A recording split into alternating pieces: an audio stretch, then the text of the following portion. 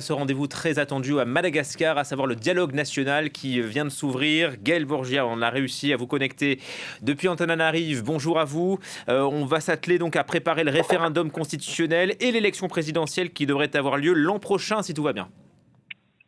Oui, effectivement, le temps presse d'ailleurs, puisque selon le calendrier qui a été publié par les autorités malgaches, eh bien, le référendum constitutionnel est prévu au mois de mars 2027 et l'élection présidentielle et territoriale concomitante est prévue pour le mois de septembre 2027. Et en fait, avant ce processus électoral, eh bien, les autorités veulent organiser une grande concertation nationale à laquelle doivent prendre part toutes les composantes de la nation malgache, les femmes, les jeunes, les personnes en situation de handicap dans les 24 régions, la diaspora également. Et cette concertation vise à bâtir une nouvelle république. Donc le but, c'est que les règles changent, qu'il y ait un nouveau code électoral, de nouveaux organes de gestion électoraux, par exemple une nouvelle commission électorale, une nouvelle haute cour constitutionnelle.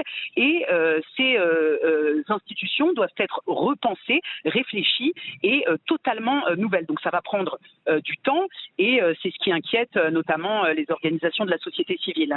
Et justement, est-ce que ce processus, cette concertation, Gaël, est crédible aux yeux de la population et surtout aux yeux de la Gen Z? Et en fait, non. Non, pas du tout. En fait, les membres des organisations de la société civile à qui j'ai parlé n'y croient pas vraiment. Elles sont dans le flou. Par exemple, on ne sait pas exactement qui va participer à cette concertation électorale, sous quelle forme, est-ce qu'il faut s'inscrire quelque part. Et donc, il y a beaucoup d'incertitudes, un manque d'informations. Et les organisations de la société civile sont devenues un petit peu paranoïaques, si vous voulez, face à ce manque d'informations.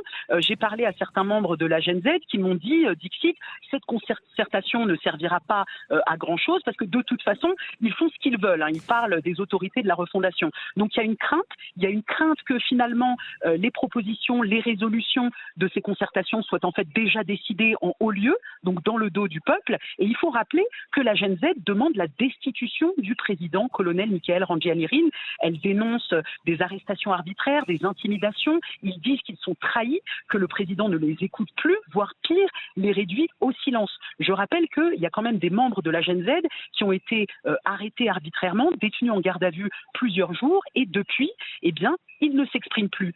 Et donc, il est difficile d'imaginer que la Gen Z puisse aller librement participer à une concertation nationale en laquelle elle ne croit plus.